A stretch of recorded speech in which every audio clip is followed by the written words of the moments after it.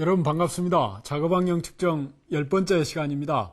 오늘 이 시간부터는 이제 입자상 물질에 대한 얘기를 하겠습니다. 총 3회에 걸쳐서 입자상 물질이란 무엇이고, 또 공기 중에 존재하는 입자상 물질의 특성, 또 이것들을 채취하는 재료와 방법을 설명을 드리고, 마지막에 이제 입자상 물질 중에 여러 가지 금속들을 분석하는 방법까지, 그 원리까지 설명을 하겠습니다. 덧붙여서 이제 공기 중에 존재하는 입자상 물질의 농도를 계산하는 것도 설명을 드리도록 하겠습니다. 지금까지 배웠던 것이 이제 가스상 물질에 대한 설명을 드렸었고요. 지금부터는 이제 입자상 물질에 대한 얘기를 합니다. 뭐 동일합니다.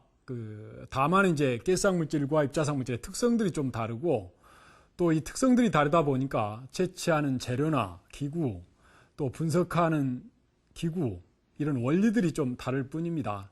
큰 틀에서 이제 공기 중에 존재하는 화학 물질을 채취하고 분석하는 개념은 비슷합니다. 농도 계산하는 것도 비슷하고요. 두 가지를 이제 비교하면서 여러분들이 적절하게 이해를 하시기 바랍니다. 지난 총 3회에 걸쳐서 이제 가스상 물질에 대해 설명을 드렸습니다. 가스상 물질의 정의, 가스상 물질은 어떤 것인가, 또 공기 중에 이것들이 존재했을 때 적정하게 채취하는 재료는 무엇인가, 흡착관이었죠. 또 채취한 후에 분석실에 가지고 와서 이 가스상 물질을 분석하는 방법, 또 기구, 원리에 대해서 설명을 했습니다. 최근에 배웠던, 지난 시간에 배웠던 것이 이제 그 가스상 물질을 분석하는 기구의 종류하고, 또 분석의 원리, 마지막으로 이제 가스상 물질의 농도를 계산하는 것까지 여러분들하고 같이 공부를 했습니다. 지난 시간에 배웠던 그 기구들을 중심으로 여러분들이 정리를 하시기 바랍니다. 가스상 물질을 분석하는 기구는 무엇일까? 결국 크로마토그래피의 원리를 이용해서 분석을 했습니다. 가스 크로마토그래피, 또 액체 크로마토그래피, 또 이온 크로마토그래피. 이것들은 어떻게 해서 구분이 됩니까? 가스상 물질, 우리가 분석하고자 하는 가스상 물질의 특성에 따라서 이용하는 분석하는 기구가 달라집니다. 이것들은 모두 이제 가스상 물질이 어떤 것이 있는가, 어떤 것들을 분석해야 되는 걸 알았을 때 이용하는 그 분석의 기구였죠. 이온 크로마토그래피, 또 액체 크로마토그래피, 또 가스 크로마토그래피, 그랬습니다. 그런데 우리가 채취했던 시료 중에 존재하는 가스상 물질의 성분을 모를 경우가 있어요. 그런 경우가 많죠. 이런 경우는 이제 성분 분석부터 먼저 하게 됩니다. 그래서 이것은 이제 가스일 경우 가스 질량 분석기를 이용하고, 액체 크로마토그래피를 이용할 경우는 액체 질량 분석기를 이용합니다. 성분을 알고자 할 때 질량 분석기를 이용한다. 이렇게만 여러분들이 좀 정리를 해 두시기 바랍니다. 분석 기구이기 때문에 여러분들이 조금 생소할지는 모르겠지만, 지난 시간에 배웠던 것 포함해서 가스상 물질의 전반적인 것들을 채취 과정부터 마지막 분석해서 농도 계산하는까지 꼼꼼히 이렇게 분류해서 정리를 하시면 좋을 것 같습니다. 그 정리 방법을 이번 강의에서부터 다음 3회에 걸쳐서 설명드리는 입자상 물질도 동일하게 여러분들이 채취 과정부터 또 채취에 이용되는 기구, 또 분석하는 방법까지 쭉 정리를 하시기 바랍니다.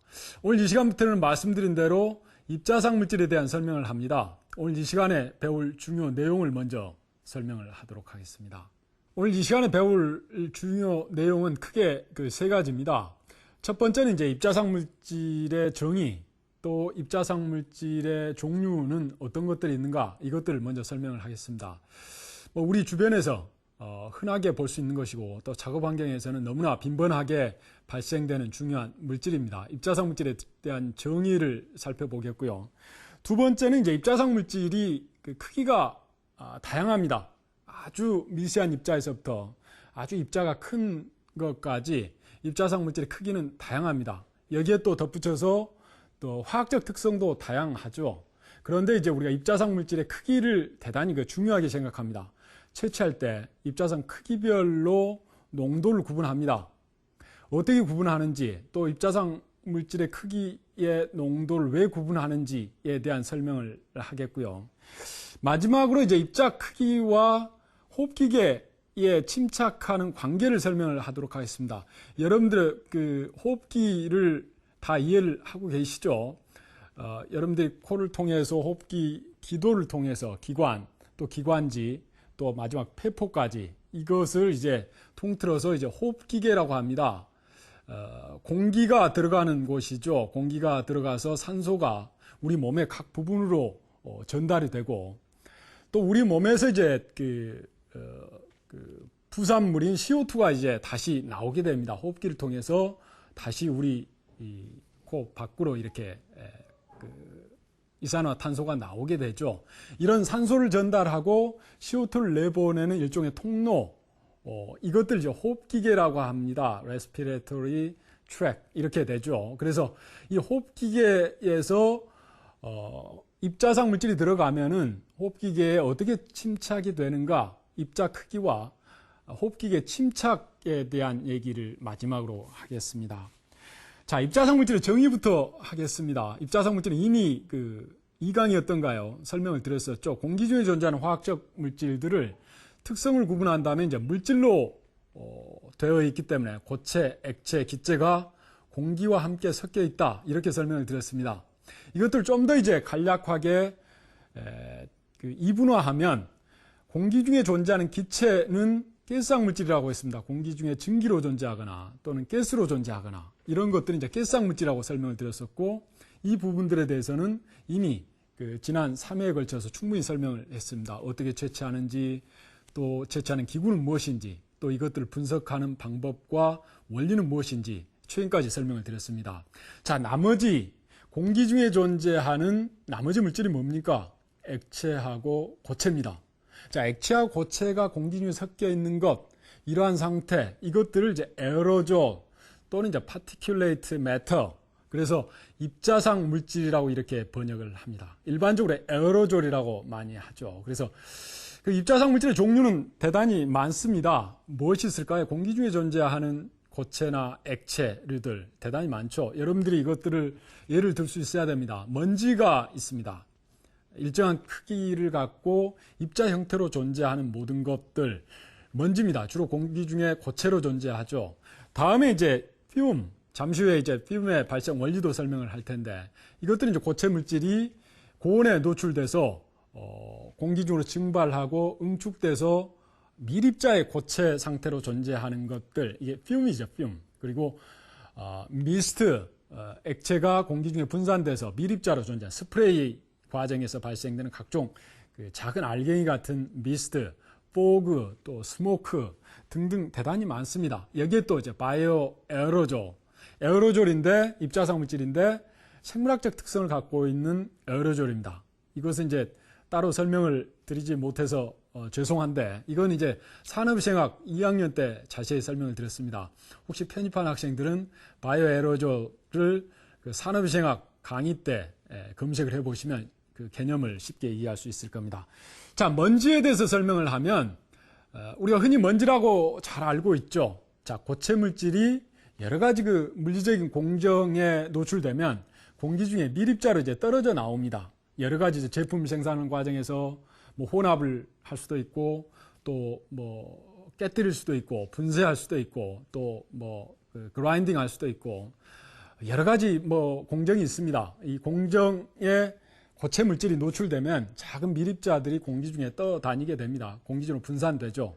그럼 어떻습니까? 이것들이 이제 호흡하는 과정에서 우리 호흡기계에 들어오게 됩니다. 흡수되죠. 노출되면 흡수됩니다.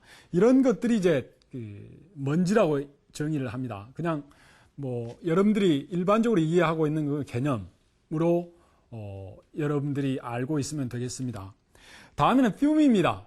자, 고체 물질이 아주 그 상온에서 절대 그 증발되거나 뭐 액체화되거나 기체화되지 않은 아주 딱딱한 고체 물질이 아주 고온에 노출되면은, 고온과 만나게 되면은 이것들이 어떻게 됩니까? 고체 물질이 액체화되고, 액체화됐던 것들이 다시 그 증기화됩니다.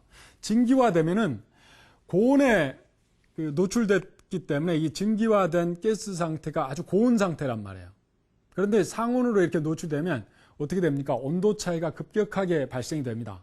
그러면 이제 온도 평형을 이루기 위해서 그 기체화됐던 것들이 어떻게 되죠? 응축, 컨덴세이션이 일어납니다. 응축이 되면서 급격하게 이제 아주 밀입자의 아주 작은 크기의 고체 형태로 급격하게 이제 응축이 되죠.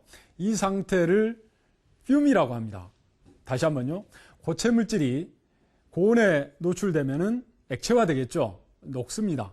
뭐 아주 철골 구조물이라도 아주 고온에 노출되게 되면은 이것들이 이제 철골 구조물이 이제 액체화됩니다. 아주 벌겋게 액체화되는 게 보이죠. 그래서 이것들이 이제 계속 고온에 노출되면 그 다음 상태의 물질인 기체화되는 것이죠. 기체화돼서 공기 중으로 나오게 되는데 이것들이 온도가 높단 말이에요. 그러면 상온에 20도, 25도씨 이런 데 노출되면 온도 차이가 많으니까 온도가 급격하게 평형되면서 주변에 있는 입자들을 끌어당기면서 응축이 됩니다. 이것들이 이제 용접 과정에서 주로 많이 나오죠. 용해 과정, 또 용접 과정. 용접도 여러분들이 다 기억하시죠? 2강 때 설명을 드렸습니다. 또 용해 과정도 고온의 어떤 제철 공장이나 이런 데서 철을 녹이게 되거나 또는 철을 만들게 될 때 아주 고온의 용해로를 이용하죠. 이런 과정에서 이제 흘러나오는 쇳물 같은 걸 여러분들이 보셨을 겁니다. 이 과정에서 보면은 하얗게 공기 중으로 증기화되는 것들을 여러분들이 보실 수 있을 겁니다. 이것들이 이제